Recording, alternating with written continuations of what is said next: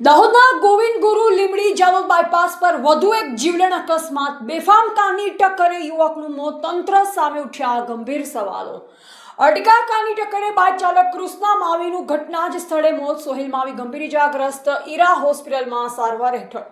Limdi bypass પર અગાઉ પણ 12 થી 13 જીવલેણ અકસ્માત થયાનો સ્થાનિકોનો દાવો। સ્પીડ બ્રેકર અને સુરક્ષા વ્યવસ્થાના અભાવે લોકોમાં ભારે રોષ। આખરે કેટલા મોત પછી તંત્ર જાગશે? સ્થાનિકોના ઉગ્ર સવાલ। રિપોર્ટર હિતેશ પ્રજાપતિ, દાહોદ। શું નામ છે તમારું? મારી સુનિલભાઈ શમસુભાઈ। અચ્છા સુનિલભાઈ, શું બનાવ બન્યો? લીમડી બાયપાસ ઉપર દાહોદ બાયપાસ ઉપર જતા આગળ પલ્સરને પાછળથી આર્ટિગાવાળાએ ટક્કર મારતા અકસ્માત થયો છે। એમાં અમારા કુટુંબીજનની મરણ પામનાર માવી કૃષ્ણાભાઈ બાલુભાઈ ગામ સાપરી અને એક ભાઈ બીજાનું